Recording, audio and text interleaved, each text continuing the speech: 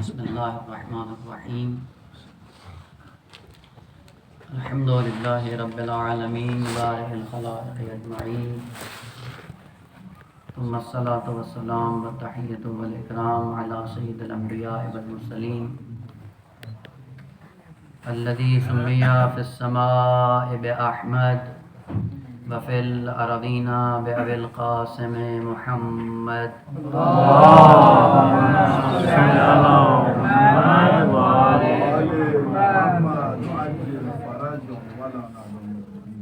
وعلى أهل بيته الطيبين الطاهرين المعصومين الذين أذهب الله عنهم الرجس وطهرهم تطهيرا اللهم صل على محمد وآل محمد لا سيما بقية الله المنتظر روحي وأرواح العالمين لتراب مقدمه الفداء واللعنة الدائمة الأبدية على أعدائهم ملعونين من يوم عداوتهم إلى قيام يوم الدين وبعد يوم الدين ورحمة الله على محبيهم وشيعتهم ومواليهم أجمعين أما بعد فقد قال الله الحكيم بسم الله الرحمن الرحيم ألا إن أولياء الله لا خوف عليهم ولا هم يحزنون صلوات محمد اللهم صل على محمد وآل محمد وعجل فرج. اگر زحمت نہ ہو تو آپ ابھی اٹھ کے آگے آ جائیں، جگہ خالی ہے، تو بعد میں جب آئیں گے تو مجلس مسترد ہوتی رہتی ہے. آ جائیں، صلوات پڑھ کے آگے آ جائیں، سامنے بیٹھیں، کم از کم یہاں کی جگہ بھر دیں، یہ جگہ بھر دیں، بعد میں محمد محمد صلوات صل على محمد وآل محمد وعجل فرج. پھر بھی صلوات پڑھ دیں محمد و آل محمد. اللهم صل على محمد وآل محمد.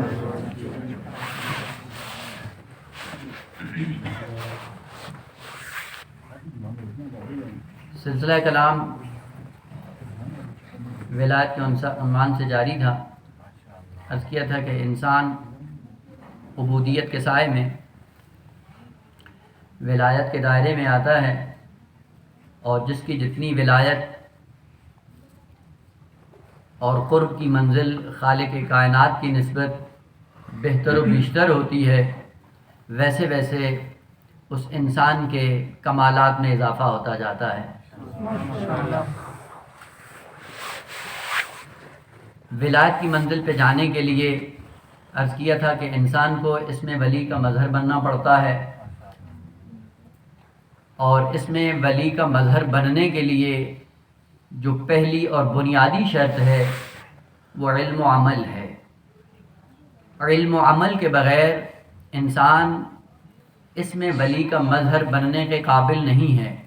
عرض کیا تھا کہ خالق کائنات نے جو نظام بدن اور روح خالق کائنات نے انسان کو دے کر دنیا میں بھیجا ہے، روح اور بدن کے نظام کو ایک جیسا رکھا ہے.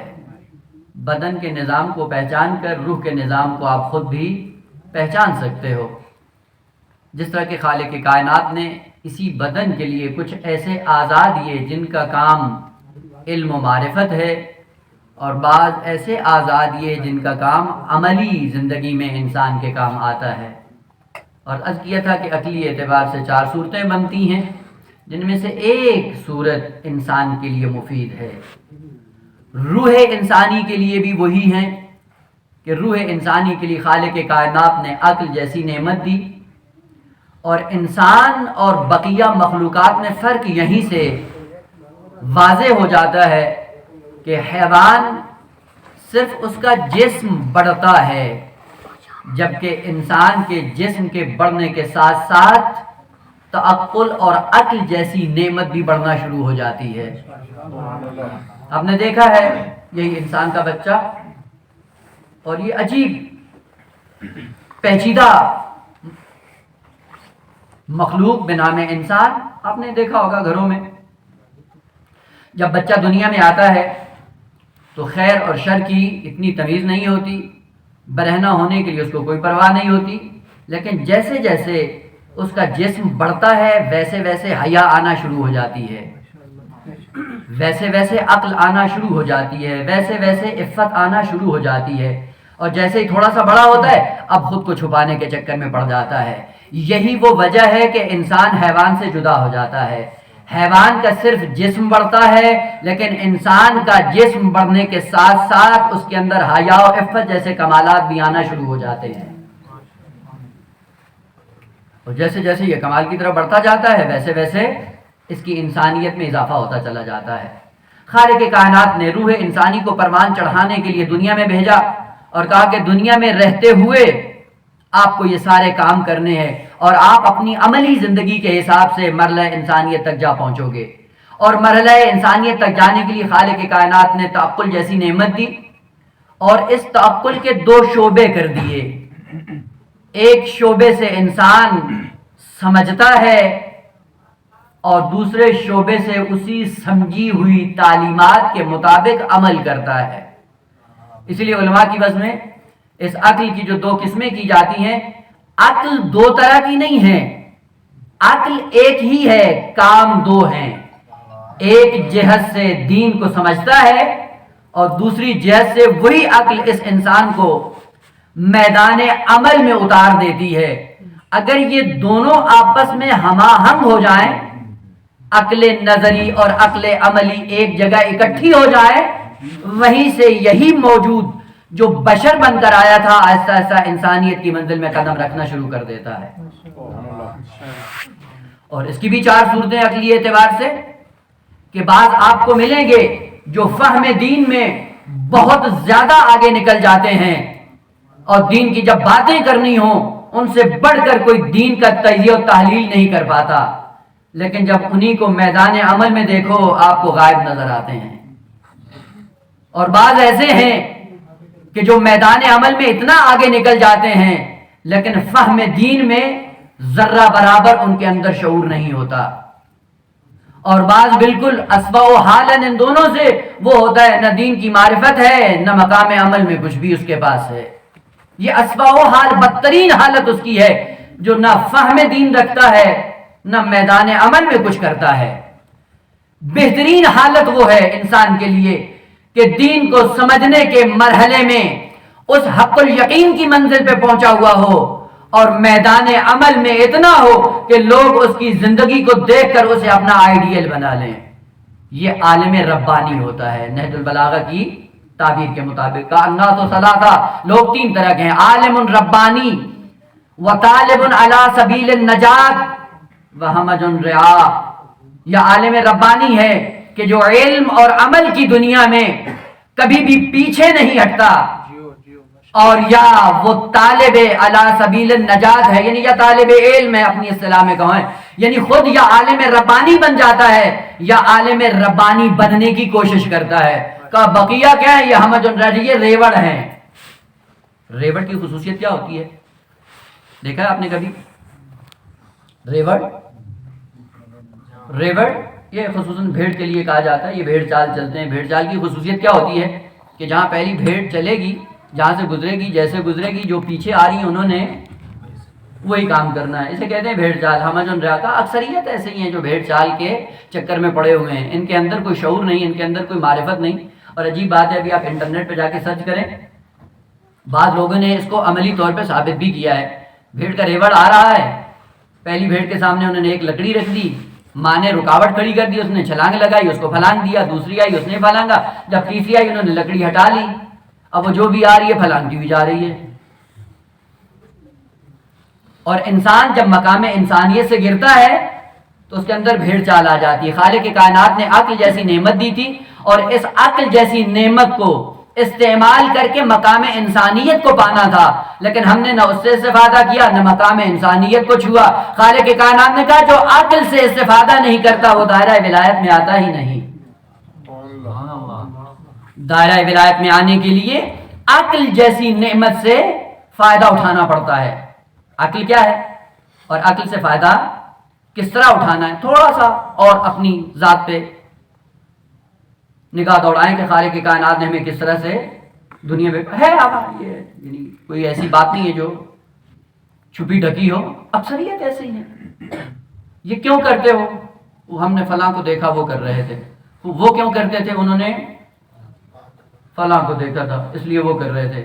نہ اس کے پاس برہان، نہ اس کے پاس برہان، نہ اس کے پاس دلیل، نہ اس کے پاس دلیل، اور بغیر دلیل کے سارا سفر انسانیت کا جاری ہے، اور سمجھتے ہیں کہ شاید ہم کلّہ انسانیت پہ پہنچ گئے۔ نہ عزیزان محترم، ایسا نہیں ہوتا۔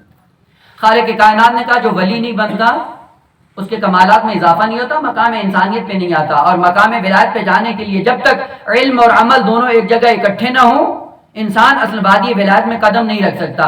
البتہ ولایت میں آنے کے لیے دونوں رکن ضروری ہیں، اور یہ دونوں کلی مشکک کی صورت میں خالق کائنات نے بیان کیے ہیں کہ علم کی کوئی خاص لمٹ نہیں، تم جتنا آگے علم میں نکلنا چاہو جا سکتے ہو۔ علم کے بھی مراتب ہیں، عمل کے بھی مراتب ہیں۔ جو جس مرتبے پہ جا پہنچتا ہے اسی کمال سے اسے یاد کیا جاتا ہے۔ اور خالق کائنات نے قرآن کے اندر بہت خوبصورت قانون ذکر کیا، علم کا بھی اور عمل کا بھی۔ جب علم کی بات آئی، خالق کائنات نے کہا هل يستوي الذين يعلمون والذين لا يعلمون، آیا دونوں برابر ہیں؟ عالم اور جاہل برابر ہیں؟ کہ علم کی دولت جس کے پاس ہو اس کے اندر کمال ہوتا ہے، اور جس کے اندر کمال ہو وہ مقرب خدا ہوتا ہے۔ اور جب عمل کی بات آئی، خالق کائنات نے جھنجھوڑ دیا، لم تقولون ما لا تفعلون کبر مقتا عند اللہ ان تقولوا ما لا تفعلون، جو کہتے ہو وہ کرتے کیوں نہیں؟ کبر مقتا عند اللہ ان تقولوا ما لا تفعلون، خوبصورت کلمہ ہے عربی زبان کا۔ یہاں پہ رک کر تھوڑا سا اس کو کھول کے اپنی بات کو آگے بڑھاتا ہوں۔ مقت ہم ترجمہ کرتے ہیں گناہ کبیرہ، مقت کا ترجمہ گناہ کبیرہ نہیں ہے۔ عرب کے اندر ایک رسم تھی، اور اسی کو خالق کائنات اپنا کر اس انسانیت کو آگاہ کر رہا ہے، اور وہ یہ تھی، باقی غور طلب ہیں یہ کلمات قرآن کے۔ عربی ڈکشنریوں میں اگر اٹھا کر دیکھیں آپ کو پتہ چل جائے گا۔ عرب جاہلیت کے اندر جو بدو تھے، اسلام کے آنے سے پہلے، ظاہر سی بات ہے کوئی نہ کوئی ان کے آئین تھے، اصول تھے، ضوابط، ان پہ عمل کرتے تھے۔ ان میں سے ایک عمل جو دلسوزی کی بنیاد پہ وہ انجام دیتے تھے وہ یہ تھا کہ ظاہر آپ کو پتہ ہے کہ عربوں کے اندر ایک شادی نہیں ہوتی، کئی شادیاں ہوتی ہیں۔ ظاہر سی بات ہے جو جس کلچر کا حصہ ہو کئی شادیاں، تو اب ان میں دوسری تیسری شادی کرنا کوئی کبھی نظر نہیں آتا۔ جاہلیت کے اندر یہ رسم تھی کہ جب باپ متعدد شادیاں کرتا تھا تو جو سوتیلی ماں ہوتی تھی، ظاہر سی بات ہے وہ ماں کا حکم رکھتی ہے، اور جب باپ مر جاتا تھا، باپ کے مرنے کے بعد سوتیلی ماں سے وہ شادی کر لیتے تھے دلسوزی کی بنیاد پہ کہ باپ تو مر گیا، اس کا خیال کون کرے گا، اور ہم سے بہتر کون ہو سکتا ہے۔ دلسوزی کی بنیاد پہ جو اپنے باپ کی بیوی سے شادی کرتا تھا کہ اس کا تحفظ کر سکے، اس پر احساس کرتے ہوئے، اس پر رحم کھاتے ہوئے، اس عمل کو عربی میں مقت کہا جاتا ہے۔ اور کتنا شنیع ترین عمل ہے، اور کس طرح انجام پاتا ہے؟ دلسوزی کی بنیاد پہ، لطف اور مہربانی کے صاحب ہیں۔ اسی لیے خالق کی کائنات نے کہا کبر مقتا عند اللہ ان تقولوا ما لا تفعلون۔ ہم جاتے ہیں ممبروں پہ اصلاح کی غرض سے، اور اصلاح کی غرض سے کیا کرتے ہیں؟ گفتگو کرتے ہیں اور کہتے ہیں جی ہمیں درد ہے دین کا۔ جب دین کا درد سمجھ کے آ کر اسلام کی تبلیغ کرتا ہے تو خالق کائنات فرماتا ہے سب سے پہلے اپنے اوپر رحم کھا، جو بات کر رہا ہے اس سے پہلے اس کا عامل بن، پھر جا کے لوگوں کو بتا۔ اور اگر عالم بے عمل بن کر تو تبلیغ کرتا رہا، دین کا درد مند بن کے پھرتا رہا، اور یہ دیکھتا رہا کہ معاشرہ نہ جانے کہاں جا رہا ہے، نہ معاشرے کی اصلاح اپنی ذات سے شروع ہوتی ہے، اپنی ذات کے بعد اپنے اقربا کی ہے، اقربا کے بعد معاشرہ ہے، اور ہم اپنی ذات کو چھوئے بغیر، اپنے اقربا کو چھوئے بغیر معاشرے کا درد مند بن کر ہم معاشرے میں چلے جاتے ہیں، تبلیغ کرتے ہیں۔ ایسا نہیں ہوتا ہے۔ آپ پیغمبر اسلام کی سیرت دیکھ لیں، سب سے پہلے یا ایھا المزمل قم اللیل الا قلیلا، اے مزمل اٹھیے، قیام کیجئے، اپنی زندگی میں استقامت کو استعمال کیجئے. اور وہ محبوب جب اللہ کے فرمان کے مطابق اٹھتا تھا تو خالق کائنات کو روکنا پڑتا تھا، محبوب ذرا ٹھہر کے. ما انزلنا علیک القرآن لتشقی، ہم نے قرآن اس لیے نازل نہیں کیا کہ آپ اپنے آپ کو مشقت میں ڈال دو.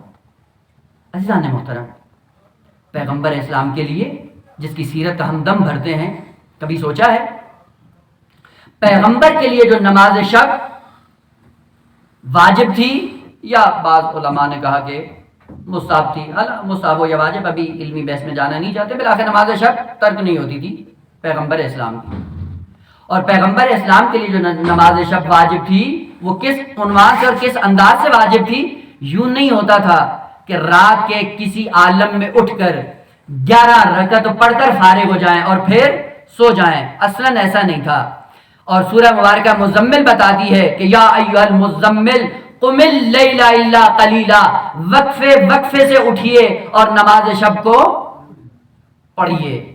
لہذا جیسے ہی نصف شب ہو جاتی، نصف شب سے لے کر صبح کی نماز تک مسلسل پوری رات میں 2 رکعت نماز شب پڑھنے کے بعد محبوب آرام کرتے اور پھر اس کے بعد بیدار ہوتے، پھر 2 رکعت نماز پڑھتے، پھر سویا کرتے، پھر اٹھتے، پھر اس تناظر میں جا کر پیغمبر اسلام نماز شب پڑھا کرتے تھے.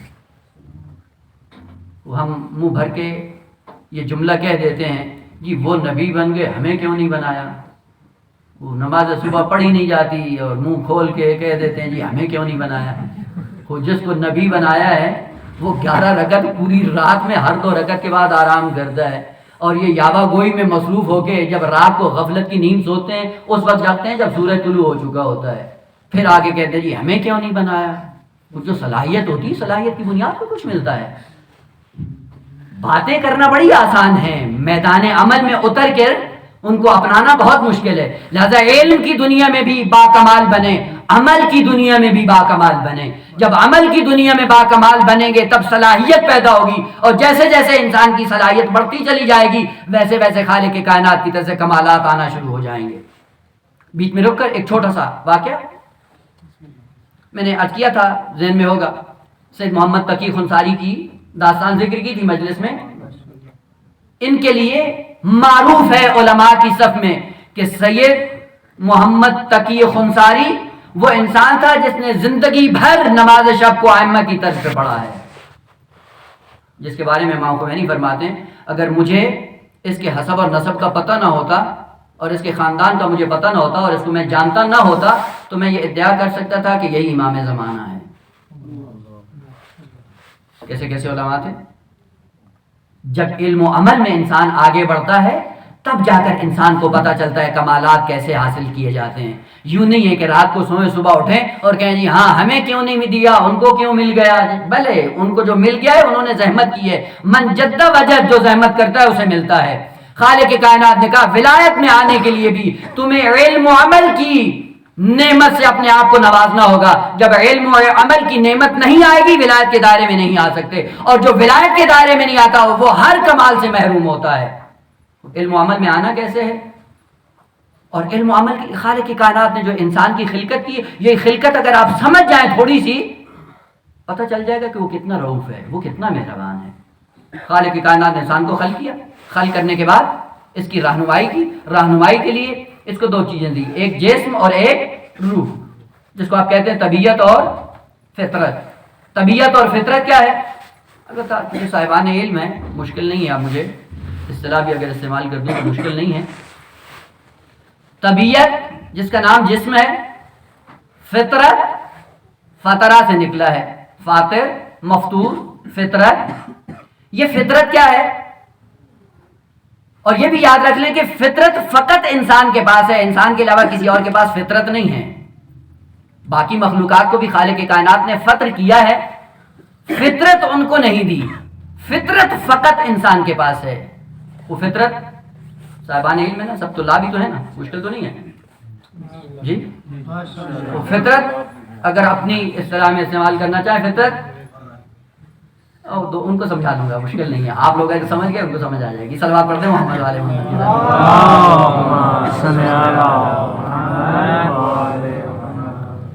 فطر یا فاطر عربی میں یہ کلمہ وہاں پہ استعمال کیا جاتا ہے جس کو پہلی مرتبہ کھودا جائے، وہاں پہ لفظ فطر استعمال کیا جاتا ہے. زمین کھودتے ہیں، جو پہلی مرتبہ زمین کو کھودتا ہے اس کو کہا جاتا ہے فاطر. امیر المومنین کے پاس 2 ارب بدو آئے اور یہ عبداللہ ابن عباس بیٹھا ہوا تھا اور آئے اور ان کا جھگڑا تھا کنویں پہ. ایک کہتا تھا یہ میرا ہے، دوسرا کہتا تھا یہ میرا ہے. اور وہاں پہ جب ان کا جھگڑا شروع ہوا تو ایک نے بڑھ کر کہا امیر المومنین کی بارگاہ میں کہ انا فطرتہ، اس بئر کو، اس کنویں کو میں نے پہلے کھودا ہے، تو جس نے پہلے کھودا ہے وہی مالک ہوگا. عبداللہ ابن عباس نے جب یہ جملہ سنا تب وہ کہتا ہے کہ جب یہ بدو آئے مجھے پتا چلا کہ فاطر کا معنی کیا ہے. جس چیز کو پہلی بار کھولا جائے اس کو مفطور کہتے ہیں. اور فطرت کیا ہے؟ مصدر نوعی ہے، آپ جانتے ہیں، جلست کے وزن پہ، فعلت کے وزن پہ، اور فعلت کے وزن پہ جب چیز آتی ہے تو معنی بدل جاتا ہے. خالق کائنات فرمانا چاہتا ہے کہ پوری کائنات کو میں نے پہلی بار ہی خلق کیا ہے، اور اسی پہلی بار کے ساتھ ساتھ انسان کو بھی خلق کیا ہے، لیکن انسان کو میں نے فطرت دی ہے، بقیہ مخلوقات کو فطرت نہیں دی. یعنی میرا انداز خلقت جب بقیہ کائنات کو خلق کرتے ہوئے جاری و ساری تھا، وہ انداز خلقت میں نے انسان میں آ کے بدل دیا ہے. ہر انسان کے علاوہ جتنی مخلوقات تھی کا ان کو میں نے فطر کیا، خلق کیا، پہلے وجود دیا، اور وجود دینے کے بعد میرا انداز کچھ اور تھا، لیکن جب انسان کی فطرت کا میں نے آغاز کیا میرا انداز بدل گیا. جہاں پہ انداز بدل جائے وہاں پہ کلمہ فطرت استعمال ہوتا ہے، اور وہ انداز یہ تھا کہ میں نے آسمانوں کو خلق کیا، زمین کو خلق کیا، حیوانات کو خلق کیا، ملائک کو خلق کیا. ان کو خلق کرنے کے ساتھ ساتھ جس مقام پہ یہ پہنچ سکتے تھے وہ میں نے مقام اور کمال ان کو دے دیا، اور کمال دے کر ان کو دنیا میں روانہ کر دیا. لیکن جب انسان کی باری آئی تو کہا ہم نے انداز فطرت یہاں پہ چینج کر دیا ہے. ہم نے انسان کو دنیا میں روانہ کیا، اس کو کمال دے کر نہیں بھیجا، کمال کی صلاحیت دے کر بھیجا ہے. ہم نے اس کو کامل بنا کے نہیں بھیجا، کمال تک جانے کی صلاحیت دے کر بھیجا ہے. اگر یہ علم و عمل کے سائے میں اس صلاحیت کو فعلیت میں تبدیل کر دے گا، ولایت کے سائے میں آ جائے گا، سمدیت کا مظہر بن جائے گا، علم و عمل کا مظہر بن جائے گا، ویسے ویسے انسان کمالات کی طرف گامزن ہونا شروع ہو جائے گا. ایک صلوات پڑھ دیں محمد و آل محمد کی ذات.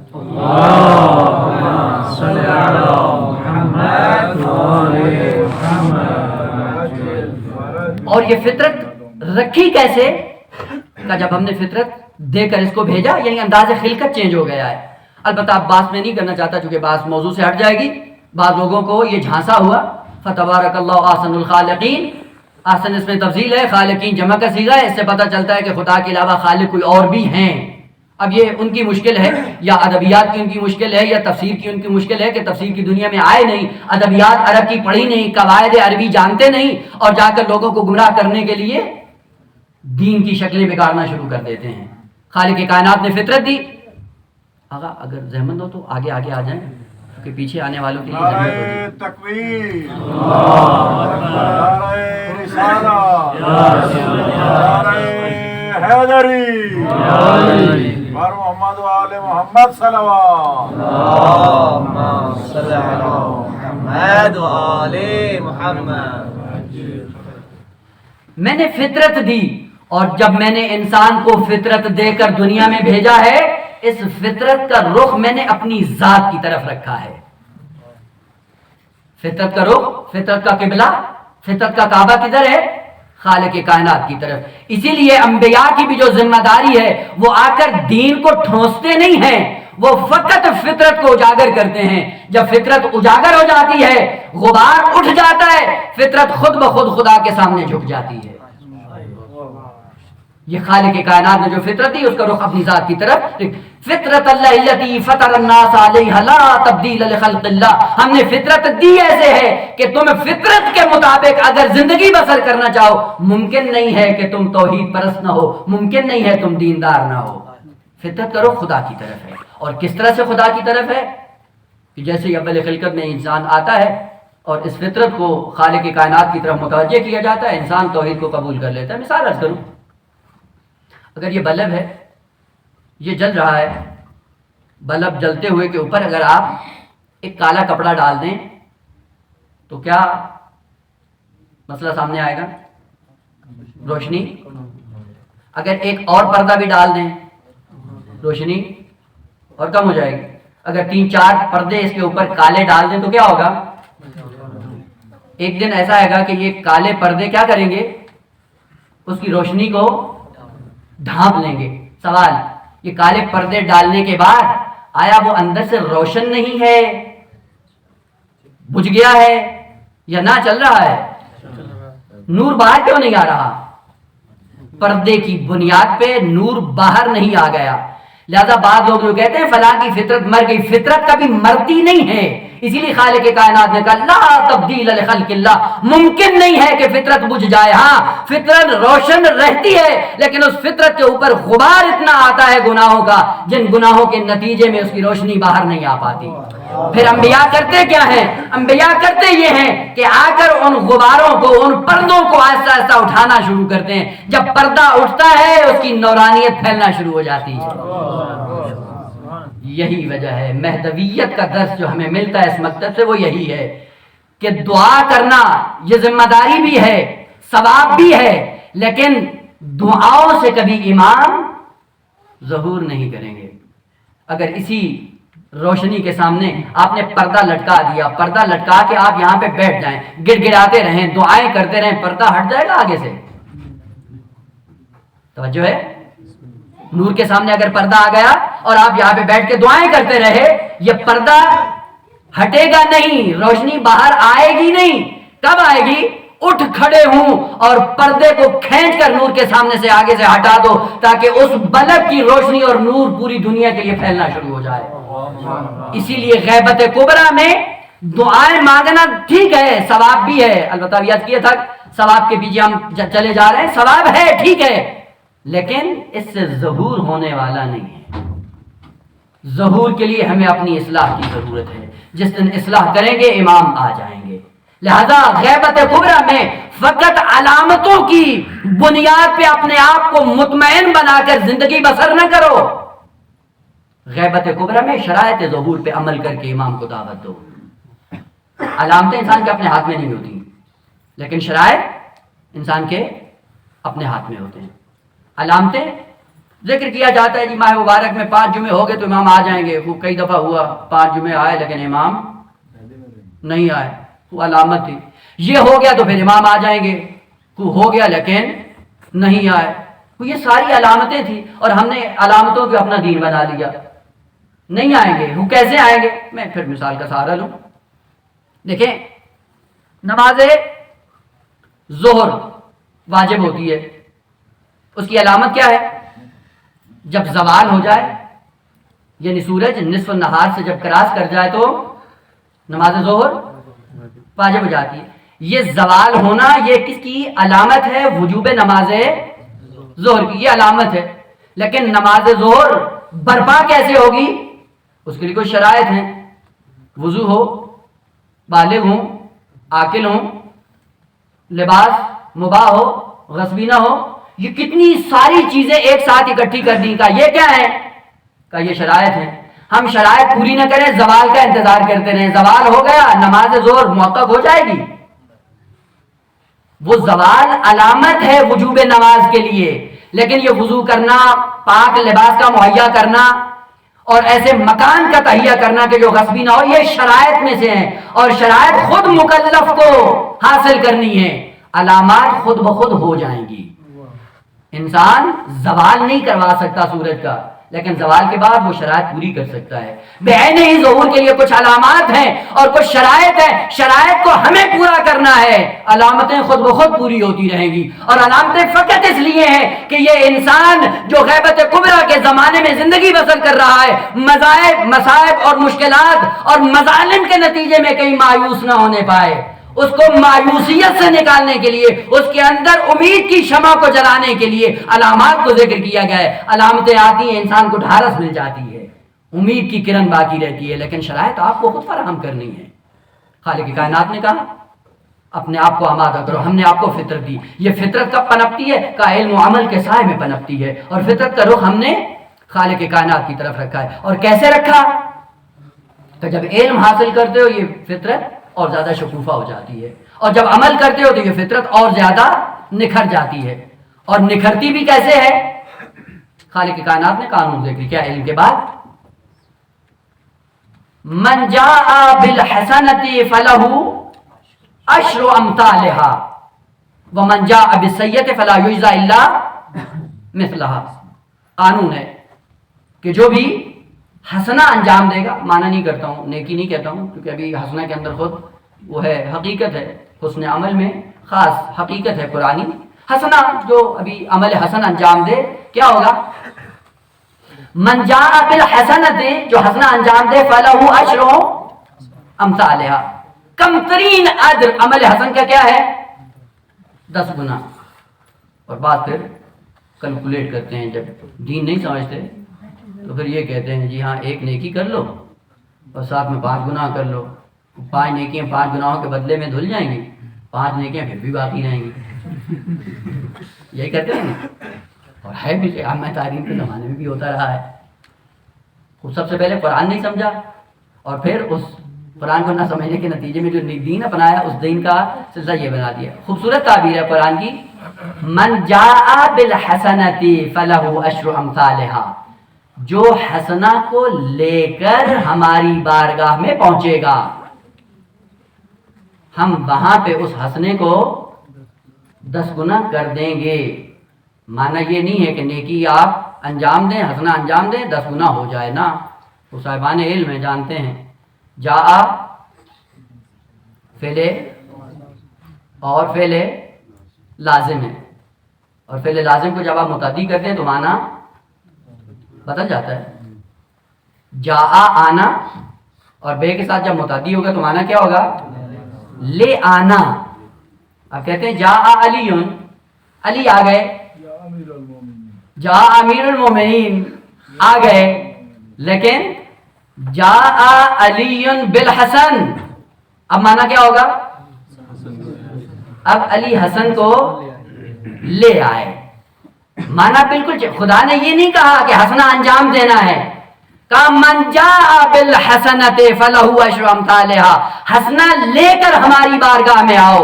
کہیں ایسا نہ ہو کہ حسنہ انجام دینے کے بعد خود ہی اپنے ہاتھوں سے اس کو وہیں پہ نابود کر کے ایسے ہی منہ اٹھا کے ہماری بارگاہ میں پہنچ جاؤ۔ پھر مثال عرض کروں، آپ کے پاس سرمایہ ہے، پیسہ ہے، پیسہ لیتے ہیں، مارکیٹ میں جاتے ہیں، پیسہ خرچ کرتے جا رہے ہیں، چیزیں خریدتے جا رہے ہیں، خریدنے کے بعد تھیلے میں ڈالتے جا رہے ہیں، اور آپ کو پتہ نہیں کہ تھیلے کو نیچے سے سوراخ ہے۔ پیسہ دیتے گئے، چیزیں خریدتے گئے، تھیلے میں ڈالتے گئے، تھیلے کو سوراخ تھا، وہ سارا گرتا چلا گیا۔ جب گھر پہنچے بیوی نے دیکھا، ہاں بھائی کیا لائے؟ تھیلا کھولا، خالی ہے۔ اب وہاں پہ بیوی مطمئن ہو جائے گی؟ بعض لوگ ایسے ہیں کہ جنہوں نے اپنے نامہ اعمال کے تھیلے کو سوراخ کیا ہوا ہے۔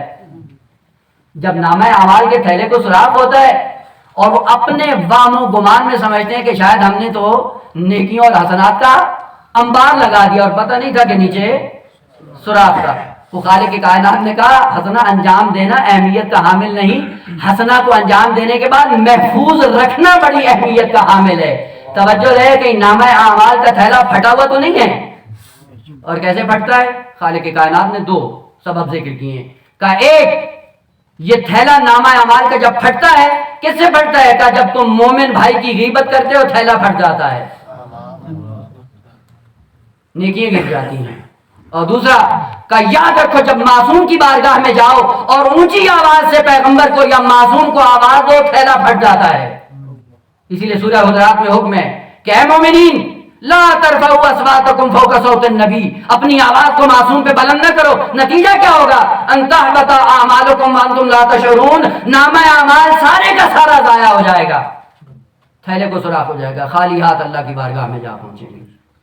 یہ سرمایہ جو خالق کائنات نے دیا، تھوڑی سی زندگی دی، اس زندگی سے کمالات کو پانا تھا، اور اپنی وہم و گمان میں انسان خام خیالی میں حسنات کو انجام دینے کے بعد اتراتا رہتا ہے کہ میں نے پتہ نہیں وہ عمل کر دیا، وہ عمل کر دیا. توجہ نہیں ہے کہ نامہ اعمال پھٹا ہوا ہے. جب شام کو اسرائیل آتا ہے، چلیے بھائی صاحب گھر چلیے، جو آپ نے اپنا گھر آباد کیا ہے چلیں دیکھیں. جب وہ دیکھتا ہے اسرائیل کے بعد پردے ہٹتے ہیں، پردے ہٹنے کے بعد دیکھتا ہے نامہ اعمال میں کچھ بھی نہیں.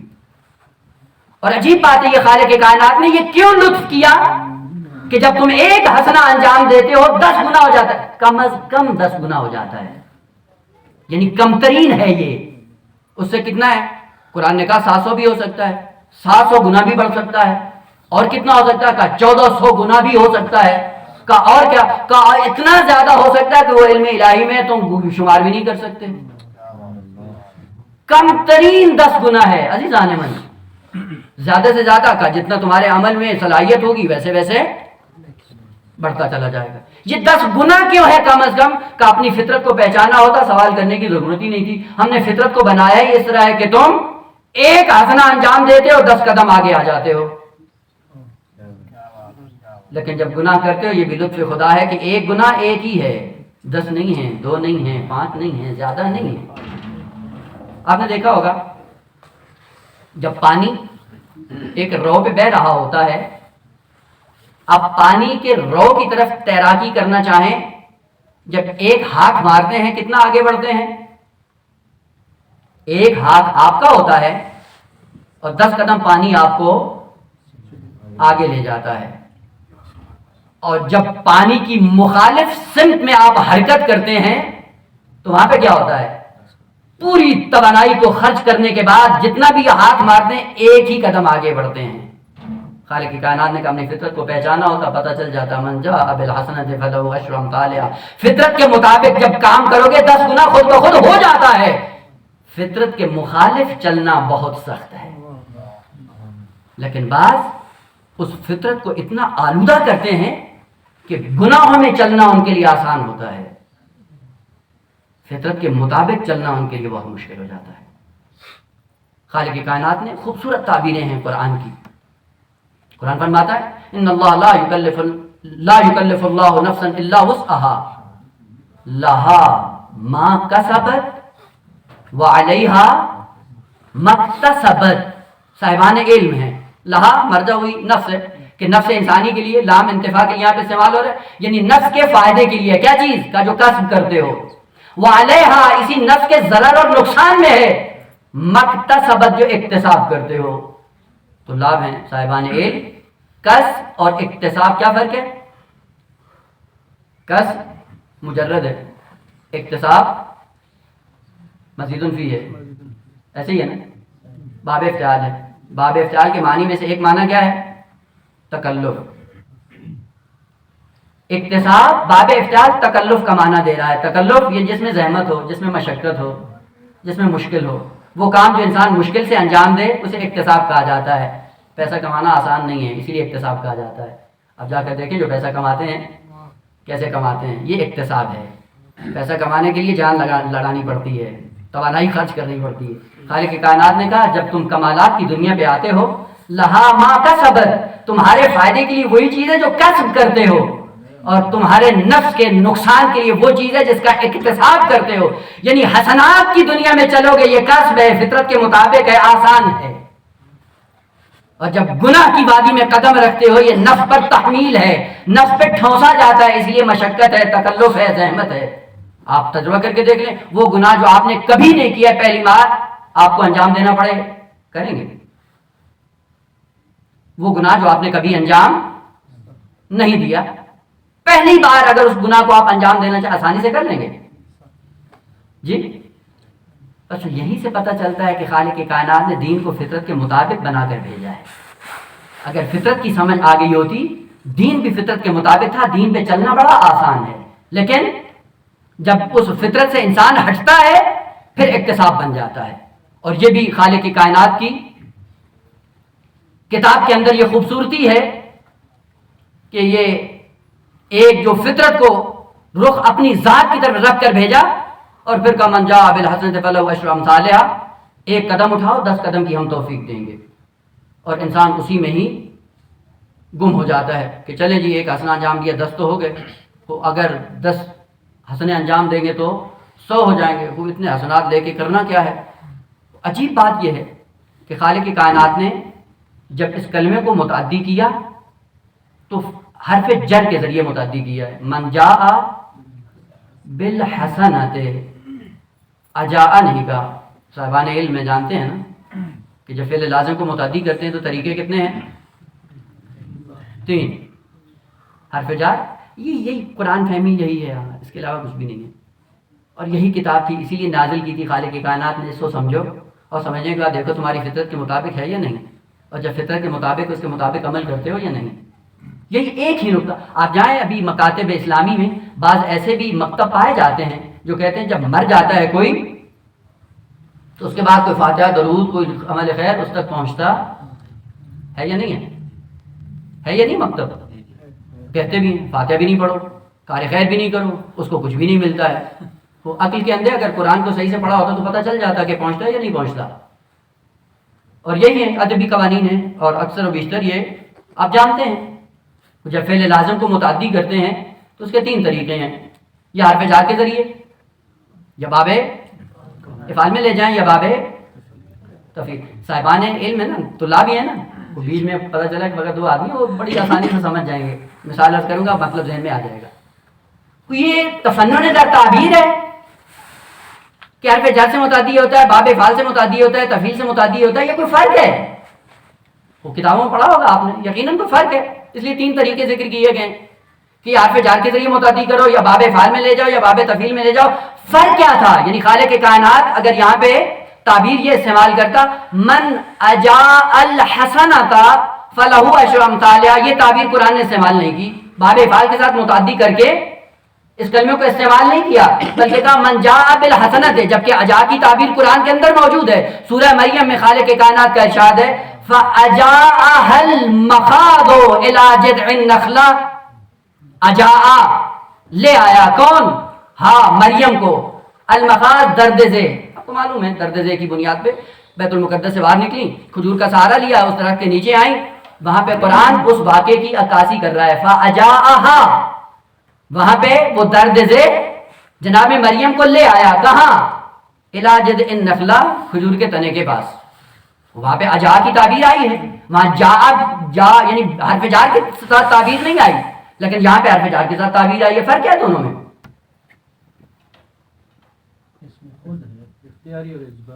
اختیاری اور اجباری. اختیار اور اجبار نہیں ہے عزیزان محترم. ادبیات جو ادبیات ذکر ہوئی ان کو صحیح سے پڑھا کر یہی کام آئیں گے. زندگی میں بھی یہی کام آئیں گے، مرنے کے بعد بھی یہی کام آئیں گے. اگر سمجھ تو اس پہ عمل پیرا ہوئے تو مرنے کے بعد بھی یہی کام آئیں گے. تو فرق یہ ہے، آپ کو پتہ ہے فاعل اور مفعول ایک انجام دیتا ہے اور ایک وہ ہوتا ہے جس پر فعل انجام پاتا ہے. اگر فاعل اور مفعول میں مباشرت ہو، یعنی فاعل نے وہ کام خود انجام دیا ہو، وہاں پہ باب افعال استعمال ہوتا ہے. اور جہاں پہ عمومیت ہو، ممکن ہے فاعل نے وہ کام خود انجام دیا ہو، ممکن ہے کسی واسطے سے انجام پایا ہو، وہاں پہ با کے ساتھ متعدی کیا جاتا ہے. مثال عرض کروں، قرآن نے کہا ذهب اللہ بنورہم، ذهب فعل لازم ہے، بے کے ساتھ متعدی ہوا. خدا نے کہا ذهب اللہ بنورہم، منافقین کی بات کر رہے ہیں. کہا یہ منافق جب کوئی فتنہ کھڑا کرتے ہیں ذهب اللہ بنورہم، خدا ان کے نور کو بجھا دیتا ہے، لے جاتا ہے، خود لے جاتا ہے. ممکن ہے ملائکہ کو حکم دیتا ہے، ممکن ہے بارش برسا دے، ممکن ہے ہوا کو حکم دے، ممکن ہے. سارے احتمالات موجود ہیں. لیکن اگر خالق کی کائنات یہ فرماتا کہ اذهب اللہ نورہم، تو اس کا معنی یہ تھا کہ خود لے کے گیا، کسی واسطے کا استعمال نہیں کیا. خالق کی کائنات نے کیا فرمایا؟ من جاء بالحسنۃ فلہ عشر امثالها. اگر خود لے کر آؤ تب بھی 10 گنا کر دیں گے. اگر خالی ہاتھ آؤ، پیچھے نسل ایسی چھوڑ کے آؤ جو تمہارے لیے اعمال حسنہ انجام دیتے رہے، ہم ان کو بھی 10 گنا بڑھا دیں گے. صلوات پڑھتے محمد والے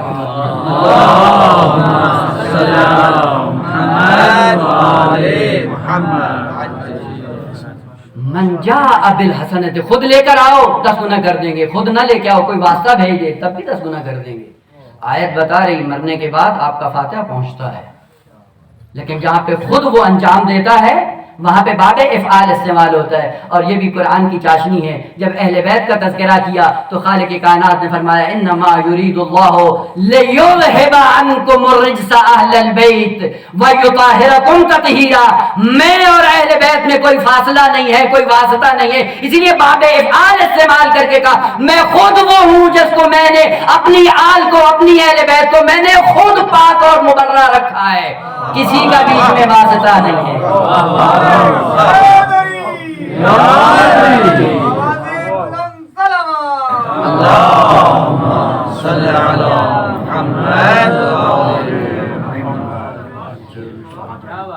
خالق کائنات نے کہا میں نے فطرت دی ہے، اور فطرت کا رخ میں نے اپنی ذات کی طرف رکھا ہے، اور اس طرح سے رکھا ہے کہ من جاء بالحسنۃ فلہ عشر امثالها، ایک قدم چلو 10 کی توفیق ہم دیں گے، کم از کم 10 کی توفیق ہم دیں گے۔ اور یہ بھی نہیں ہے کہ خود اپنے ساتھ لے کے جاؤ تو نجات ہوگی، نہیں، معرفت کے باب میں آپ نے آپ کو مکمل کر کے جاؤ۔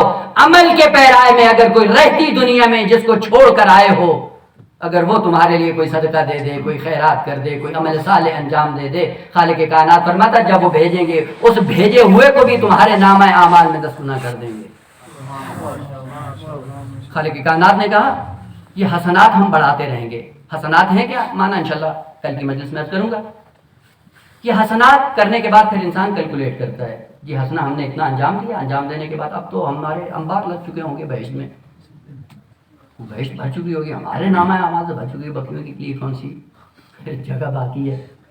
وہ خالق کائنات نے کہا یہ تھیلا اپنا محفوظ رکھو، ہاں حقیقت ایسے ہی ہے، اور یہ حسنات کی دنیا میں پڑھ کر اپنے مقصد حیات کو نہیں بھول جانا۔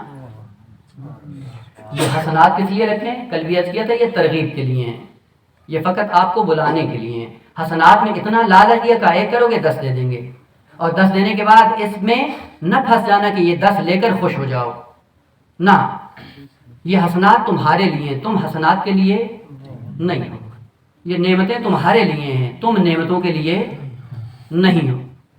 اور عجیب بات یہ ہے کہ انسان جب دین کی وادی میں قدم رکھتا ہے تو پھر یہی ہوتا ہے کہ جی جنت میں پہنچ جائیں، جنت میں پہنچ جاؤ گے پھر کامیاب ہو جاؤ گے، کیونکہ عموماً قرآنی تعلیمات اس پیرائے میں بیان نہیں ہوتی، اس لیے میرا بار بار فوکس اسی بات پہ ہوتا ہے۔ اگر یہی نقطہ سمجھ میں آ جائے انسان کے، اس کے بعد آپ دیکھیں آپ کی عبادت کی لذت بدل جائے گی۔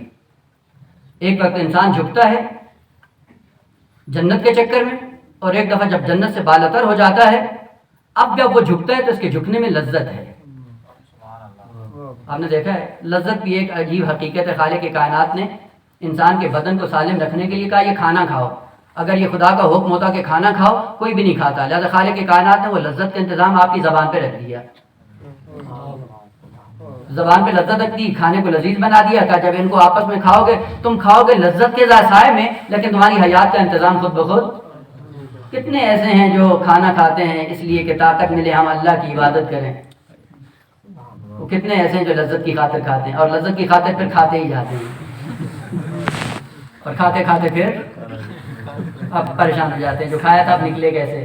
اسی لیے معصوم فرماتا ہے ما کان ہمہ بطنہ فقیمتہ ما یخرج من بطنہ، جس کی زندگی کا ہم و غم یہی ہوتا ہے کہ اس کو بھر لے، اس کی قدر و قیمت کیا ہے، کہ وہی ہے جو سے نکلتا ہے۔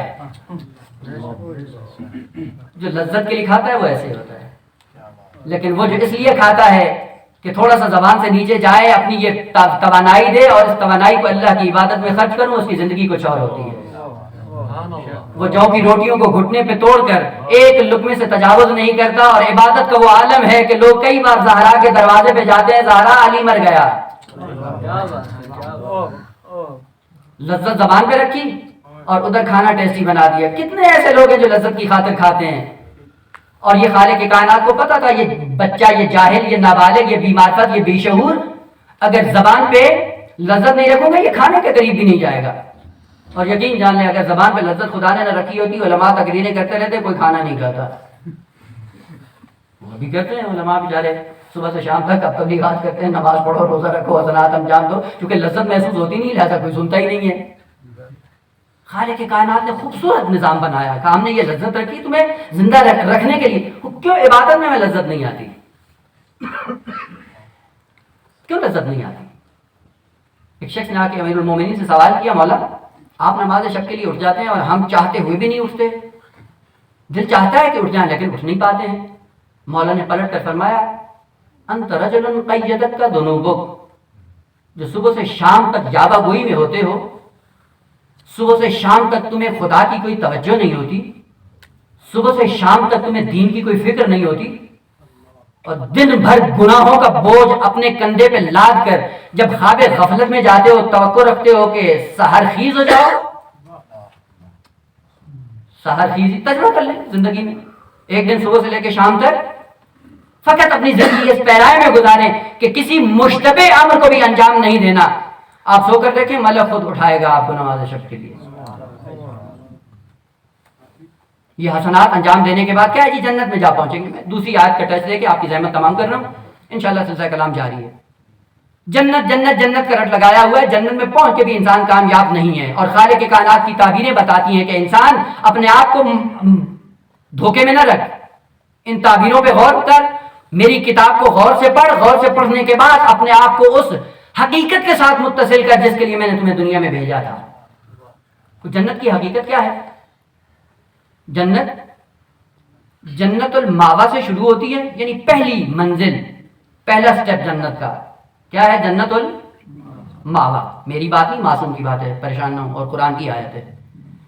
جنت الماوا سے بہشت شروع ہوتی ہے اور جنات الفردوس پہ جا کے ختم ہو جاتی ہے. یعنی جنت کا مبدا اور منتہا، اول اور آخر قرآن نے یہ ذکر کیا ہے. جنت الماوا سے شروع ہوتی ہے اور جنات الفردوس پہ جا کے ختم ہو جاتی ہے. اس بیچ میں کتنے مراتب ہیں؟ مختلف ہیں روایات. بعض روایات کے اندر ہے کہ 40,000 تک مراتب ہیں. پہلا سٹیپ جنت کا جنت الماوا ہے اور آخری سٹیپ جنات الفردوس. اور قرآن کی تعبیر دیکھیں، قرآن کے اندر اٹھا کر جا کر دیکھیں انہی آیات کو. جنت الماوا کی جب بات آئی تو کہا جنت الماوا کیا ہے؟ نزل ہے تمہارے لیے. اور جب جنات الفردوس کی بات آئی تو کہا جنات الفردوس نزلا. جنات الفردوس بھی بولتے ہیں، اب تو میں نے خود کلمہ استعمال کر دیا. جنات الفردوس بھی کیا ہے؟ نزل، نون زے اور لام کا. جنت الماوا میں آ جاؤ تو بھی نزل، جنات الفردوس میں پہنچ جاؤ تو بھی نزل. ہم کہتے بھی ہیں اگر کوئی کار خیر کرے تو کہتے ہیں بھائی اعلان کروا دینا ممبر سے کہ خالق مرحوم کو جنات الفردوس میں جگہ عطا فرمائے. وہ جنت الفردوس میں پہنچ کے پھر کیا کرو گے؟ پھر پریشان ہو جاتے کہ کیا کریں گے. جنت میں رہتے ہوئے پریشانی. امام باقر علیہ السلام نے کہا یوم الحسرت، قیامت کے اسامی میں سے ایک اسم کیا ہے؟ یوم الحسرت. امام باقر علیہ السلام سے کسی نے سوال کیا مولا یہ یوم الحسرت سب کے لیے ہے؟ امام نے کہا سب کے لیے، جو جنت کے لیے آتے ہیں سب کے لیے، جو بھی جنت میں ہے سب کے لیے یوم الحسرت ہے. جب بھی اوپر والے کو دیکھے گا حسرت کھائے گا، وہ زندگی تھی میں یہاں آ سکتا تھا نہیں آیا، یوم الحسرت ہے. کہ کن لوگوں کے لیے یوم الحسرت نہیں ہوگا؟ کہ وہ لوگ جو دنیا میں جس مقصد کے لیے بھیجے گئے تھے، اس مقصد کے حصول کے لیے جنہوں نے زندگی گزاری ہے، ان کے لیے یوم الحسرت نہیں ہوگا. او بھائی جنہوں نے دنیا سے نعمتوں سے منہ پھیر لیا ہے، وہ آخرت کی نعمتوں پہ کیا نگاہ دوڑائیں گے؟ تقویٰ کیا ہے؟ بات سے بات نکلتی جا رہی ہے لیکن فرق نہیں کرتا. میں تو آج ہوں اور کل آپ بعد میں بے شک گالیاں دیتے رہیں لیکن بات میں جاتی پہنچانی ہے. صلوات پڑھیں محمد علیہ وسلم.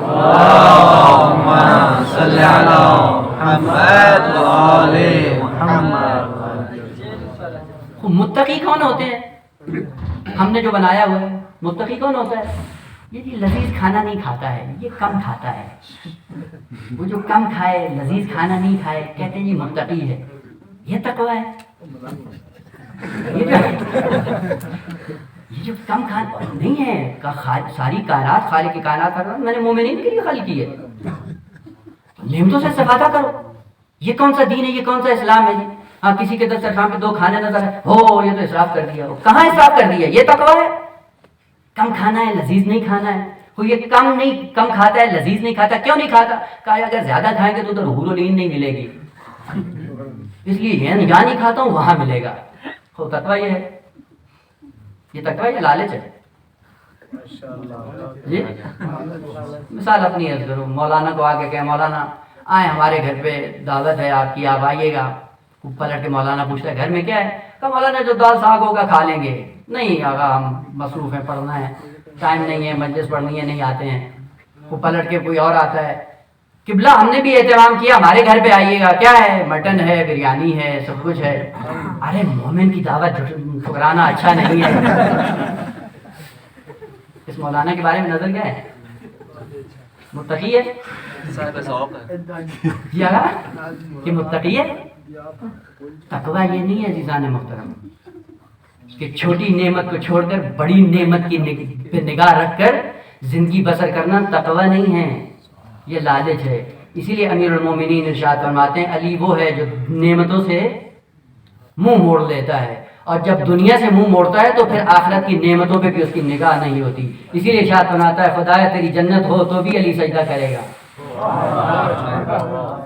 تیری جنت نہ ہو تب بھی علی سجدہ کرے گا، کیونکہ اس کو معلوم ہے کہ یہ جنت الماوا ہو یا جنات الفردوس ہو، دونوں نوزل ہیں. مانا کر دوں اور آپ کی زحمت تمام کر دوں. اکثر بات کرتے ہیں محمد علیہ اللهم صل على محمد وآل محمد.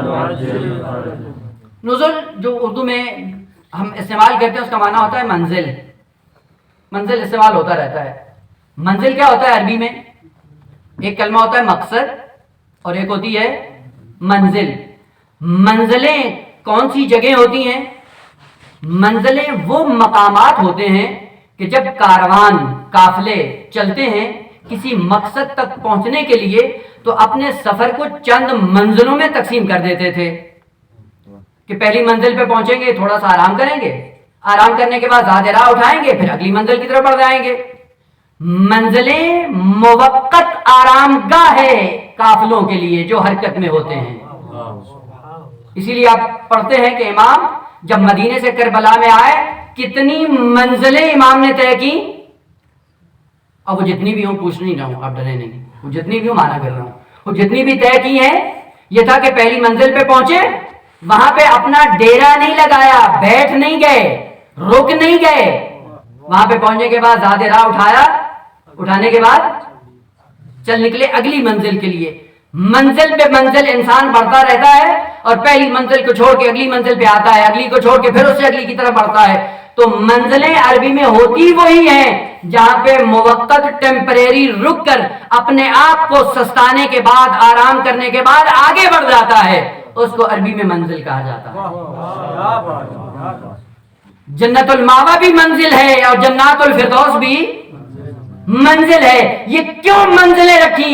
کہ یہ انسان جو دنیا میں راہ خدا کا مسافر تھا یہ تھک گیا ہے، اس کے سستانے کے لیے ہم نے منزلوں کا انتظام کیا. نعرہ حیدری، آواز بلند صلوات. اللهم صل یہ منزلیں ہیں انسان کے سستانے کے لیے. تھکا ہوا انسان ہے.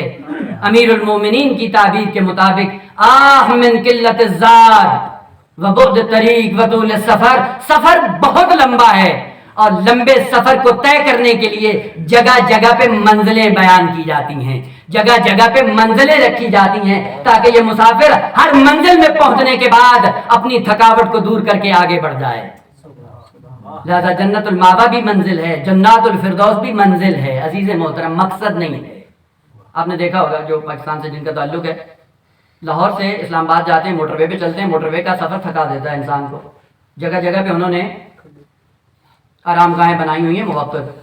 یہ کیا ہے؟ یہ منزلیں ہیں. وہ سفر طولانی ہے، سفر طولانی انسان کو تھکا دیتا ہے کہ جب ایک یکسوئی کے ساتھ انسان جا رہا ہو تھک جاتا ہے، کبھی نیند آ جاتی ہے، ایکسیڈنٹ ہو جاتا ہے، تو کیا تھوڑا سا اپنے آپ کو روکو اور روکنے کے بعد ذرا فریش ہونے کے بعد پھر سفر کو جاری رکھو. اس کا مطلب یہ نہیں ہے کہ پہلی منزل پہ رک کے ہی وہاں پہ ڈیرے ڈال کے وہیں پہ اپنا مقصد بنا کے سو جائیں. کوئی بھی آپ کو عقل مند نہیں کہے گا بھائی نکلے تھے اسلام آباد کے لیے اور پہلی منزل پہ آ کے سو گئے. خالق کائنات نے کہا ہم نے تجھے دنیا میں جو بھیجا تھا اس لیے بھیجا تھا کہ انا للہ و انا الیہ راجعون، بھیجا تھا دنیا میں تجھے اپنی ذات تک بلانے کے لیے، اور اپنی ذات تک بلانے کے لیے میں نے جنت الماوا سے لے کے جنات الفردوس تک کی منازل کو میں نے آپ کے سامنے رکھ دیا. ہر منزل پہ پہنچنے کے بعد اپنے آپ کو سستانے کے بعد زادرہ اٹھا کے بعد آگے نکل جاؤ. ڈیرا نہیں لگانا ہے. بس جنت مقصد نہیں ہے انسان کا. اور تعبیر کے اندر چاشنی دیکھیں، خدا نے کہا یہ منزل ہے. خدا کہہ دیتا بھائی جنت الماوا بھی منزل ہے اور جنت الفردوس بھی منزل ہے. कह सकता था ना, क्यों कहा नुज़ुल? वो मंजिल भी तो कह सकता था, मंजिल को चेंज करके नुज़ुल क्यों कहा? तो इसके अंदर कौन सी वाक़ियत है, कौन सी हकीकत है? वो खालिक की कायनात ये कह सकता था कि मैंने जन्नतुल मावा को भी आपकी मंजिल बनाया है, जन्नतुल फिरदौस को भी आपकी मंजिल बनाया है, ये नुज़ुल फिर क्यों कहा? और ये कुरान की ताबीरें मेरी नहीं, अज़ीज़ान मोहतरम, परेशान ना हो। और खुद कलमे के अंदर इतनी चाशनी और लज्जत है कि इंसान जब इस हकीकत को दर्क कर लेता है, यकीन जानिए उसके बाद इबादत के अंदर लज्जत बढ़ जाती है, शौक इबादत पैदा हो जाता है। नुज़ुल है क्या? फिर थोड़ा मिसाल का साथ लो, थक तो नहीं गए? नारे तकबीर, अल्लाहु अकबर, नारे रिसालत, या रसूल अल्लाह, हुसैनियत जिंदाबाद, यजीदियत मुर्दाबाद, नारे हैदरी, या हैदरी, आवाज़े बुलंद सलावत, अल्लाहुम्मा सल्ली अला मुहम्मद व आले मुहम्मद। अरबी के अंदर लफ्ज़ नुज़ुल इस वज़न के साथ कहाँ पे इस्तेमाल किया जाता है? और खालिक के कायनात ने कहा जन्नतुल मावा भी नुज़ुल है और जन्नतुल फिरदौस भी नुज़ुल है। तो नुज़ुल है क्या? अरबों के अंदर ये रस्म थी, जब कोई मेहमान आता था, मेहमान के एहतराम में, आपको पता है कि मेहमान नवाज है, आपने देखा होगा अरबईन के जो गए हैं बेहतर जानते हैं कि अरब वाक़ई मेहमान नवाज है, इसमें कोई शक नहीं है। जब मेहमान आता था तो मेहमान के एहतराम में मुख्तलिफ खाने बनाते थे। बाज़ वो खाने होते थे जो दस्तरखान पे पहले रखे जाते थे और उनका फलसफा ये होता था कि ये खाना खाकर उस मेहमान की भूख को बढ़ाया जाए। वो खाना रखने के बाद पहला खाना, और उसकी खुसूसियत ये होती थी कि ये खाना इसलिए रखा जा रहा है कि इसको थोड़ा सा चखो, चखने के बाद क्या है, अपने आप को तैयार करो अगले कीमती खाने के लिए, अपने आप को तैयार करो। आपने देखा होगा हमारे रमजान में जब पूरा दिन आदमी भूखा होता है तो इफ्तार के लिए फिर जो हैं बाज़ौक़ वो लोग सूप बनाते हैं। सूप खाना नहीं होता, सूप क्या होता है, ये पहले पिया जाता है। क्यों पिया जाता है? क्योंकि आमादा हो जाए, पूरे दिन का मैदा सुखड़ा हुआ है, उस मैदे को खोलने की ज़रूरत है। वो जब पहला वो सूप आता है वो इसलिए होता है कि थोड़ा सा अपने मैदे को खोलें, असली खाना पीछे आ रहा है। वो जो पहला खाना मेहमान के लिए पेश किया जाता था, उसकी भूख को बढ़ाने के लिए उसको अरबी में नुज़ुल कहा जाता है। एक बात पढ़ते हैं, अल्लाहुम्मा सल्ली अला मुहम्मद व आले मुहम्मद। और दीगर सलावत, अल्लाहुम्मा सल्ली अला मुहम्मद व आले मुहम्मद अज्जल फरज। वो पहला खाना जो मेहमान की भूख को बढ़ा दे उसे अरबी में नुज़ुल कहा जाता था। और उसके बाद इंतज़ाम होता था, भाई आपके पजीराई के लिए सामान अभी बाकी है। बात कम हौसला होते हैं और उनको उम्मीद नहीं होती, उसी सूप से ही पेट भर लेते हैं। जब असली खाना आता है उसके खाने के काबिल नहीं होते। कम हौसला इंसान है। मार्फत के साथ राह इबादत को तय करो। खालिक की कायनात फरमाता है कि जन्नतुल मावा भी मैंने तुम्हारे लिए नुज़ुल करार दिया है, पहला खाना है। हकीकत अभी बहुत बाकी है। और जन्नतुल फिरदौस में भी पहुंच जाओ, वो भी नुज़ुल है। नुज़ुल यानी ये भी नुज़ुल वो भी नुज़ुल। ये कैसे हुआ? का जैसा मेहमान है वैसा एहतराम है। आपने देखा है ना अपनी जिंदगियों में, आम सा मेहमान आए, आप पहली चीज क्या पेश करते हैं? कोई कहवा पिला के तरखा देता है, कोई और अच्छा हो साथ में सेब भी रख देता है, कोई और अच्छा हो तो साथ में मिठाई भी रख देगा। और बात ऐसे होते हैं कि वो अंबार लगा देते हैं। ये क्यों है? का जैसा मेहमान है वैसे पजीराई है। का जिसकी जितनी मार्फत है उसका नुज़ुल उतना होगा। जिसकी अदना मार्फत है, जो हूर के चक्कर में, का जन्नतुल मावा तेरे लिए नुज़ुल है। का जो थोड़ा से ऊपर आता है, का जन्नतुल फिरदौस तेरे लिए नुज़ुल है। का जो इससे भी ऊपर होता है, खालिक फरमाता है उदखुली फी इबादी वदखुली जन्नती। न तेरे लिए जन्नत है न जन्नतुल फिरदौस है, नहीं, तेरे लिए मैं खुद हूँ। یہ انسان کی حرکت پہ ڈیپینڈ کرتا ہے کہ کس معرفت کے ساتھ اس کی بارگاہ میں جائے، اور اسی معرفت کے باب کو رقم کرنے کے لیے اور اسی معرفت کو دینے کے لیے بی بی نے وہ مصائب برداشت کیے کہ جن مصائب کی روشنی میں اس انسان کو بتایا کہ دیکھو اگر ثواب کے چکر میں ہو تم نیت کرو مل جائے گا، اور سند دیکھ لیں۔ میں ثواب کے عنوان سے ایک اور مطلب یہ کر دوں، ثواب کی دنیا الگ دنیا، معرفت کی دنیا الگ دنیا ہے۔ ثواب کے پیچھے پڑ کے کہاں جائے گا یہ انسان؟ روایت میں ہے کہ جو غدیر کے دن ایک کھانا کسی کو کھلا دے اس کا ثواب ایسے ہی گویا اس نے 1,24,000 پیغمبروں کو اپنا مہمان قرار دیا ہے۔ ثواب یہ ہے، لیکن مقصد دین کچھ اور ہے، اور جس کی عزاداری کے لیے آپ آئے ہیں وہ بیوی آخری وقت میں کیا فرماتی ہے، اور یہ امید کے لیے بہت اچھی کرن ہے انسان کے لیے۔ جب امام حسین علیہ السلام پیدا ہوئے، بیوی نے امام کو اپنی گود میں لیا، گود میں لینے کے بعد پیغمبر اسلام نے سارے حالات بیان کیے کہ اس پر کون سے مصائب ہوں گے، کس عالم میں یہ شہید کیا جائے گا، کون شہید کریں گے۔ یہ سارے مسائل جب پیغمبر اسلام نے ذکر کیے، بیوی رونے لگی اور رو کے اپنے بابا سے پوچھتی ہیں، بابا کوئی ہوگا میرے حسین کے لیے رونے والا، کیونکہ میں تو نہیں ہوں، میں تو دنیا سے جا چکی ہوں، کوئی ایسا ہوگا جو میرے حسین پہ گریہ کرے گا؟ پیغمبر اسلام نے فرمایا، بیٹی پریشان نہ ہو، خالق کائنات ایک ایسی قوم پیدا کرے گا جو حسین کی معرفت میں آنسو بہائیں گے، حسین کے لیے پرسہ ہو جائے گا، دین زندہ ہو جائے گا۔ اور یہ انسان پہ ڈیپینڈ کرتا ہے کہ ہمارے آنسوؤں میں اگر مقصد ہے، ہمارے آنسوؤں کی وجہ سے اگر دین زندہ ہوتا ہے تو یہ نعمت فقط آپ کو دی ہے، کسی اور کو نہیں دی خدا نے۔ آؤ حسین پہ بامعرفت گریہ کرو، جس گریہ کے نتیجے میں تمہیں بھی نجات مل جائے، دین بھی زندہ ہو جائے۔ جب یہ جملہ سنا آپ کی امید کے لیے توجہ کریے، بس میں زیادہ مسائل نہیں پڑھوں گا، فقط آپ کے دلوں کو متوجہ کرنا ہے۔ بیوی نے جب یہ جملے سنے کہ ایسی قوم آئے گی جو میرے حسین پہ گریہ کرے گی، بیوی نے کہا کہیں ایسا نہ ہو کہ یہ حسین، میرے حسین پہ رونے والے کہیں معروم نہ ہونے پائیں، میں اپنے حسین کے رونے والوں کے لیے انتظام کر کے جاتی ہوں۔ بیوی نے اپنے بابا کو مخاطب کیا، کہا بابا گواہ رہی ہو۔